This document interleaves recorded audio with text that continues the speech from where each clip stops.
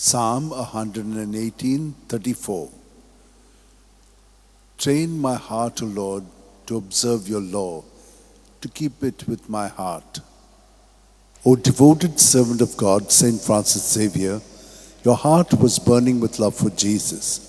Impelled by this love, you went from country to country and spent yourself unto death, proclaiming the name of Jesus and the good news of salvation. That is why the Father filled you with glory in heaven and preserved your body from corruption here on earth. Filled with joy for these unique gifts, we join you in praising the Father, and now we ask your intercession for ourselves. You may pray for whatever you want through the intercession of Saint Francis Xavier.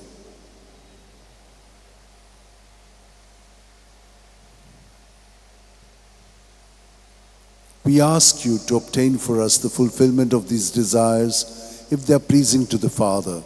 And for everything, together with you, we praise the Father through Jesus in the Spirit. Amen. And may Almighty God bless us, the Father, and the Son, and the Holy Spirit. Amen.